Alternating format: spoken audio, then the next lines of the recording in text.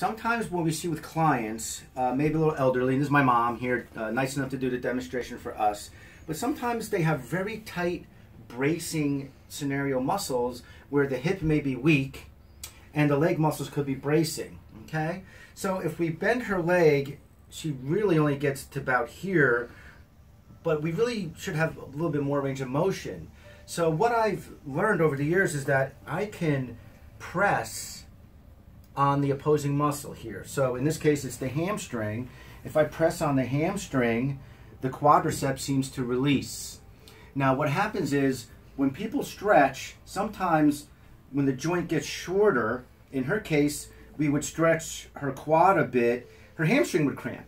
That would be a bracing scenario, meaning that the quad feels danger somewhere in the brain, says we're stretching too far, we feel danger, maybe we're going to have some tissue damage, we're going to cramp up that hamstring. So what we do is we kind of massage the hamstring where the cramping would be, and then the knee flexes more. Okay, I mean, we're just starting, but throughout the session, what we would do is we would massage the opposing muscle, and then that would send a signal to the brain to relax the quadricep a bit more. See how it's bending more now, okay?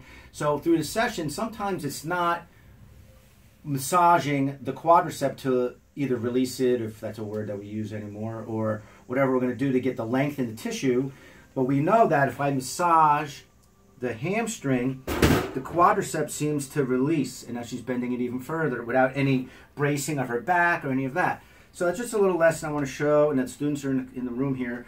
But, you know, in the beginning, sometimes we're going to get bracing, cramping, and what we can do is we can massage the muscle here of the hamstring, and that seems to give a little more of a release or relief to the quadricep. So, again, sometimes people have maybe a little weaker hip or back, the leg muscles brace, you get pain in the quadricep, and then you want to stretch the quad or do something to the quad, but then you get, cramping. So what we do is we massage the cramping area.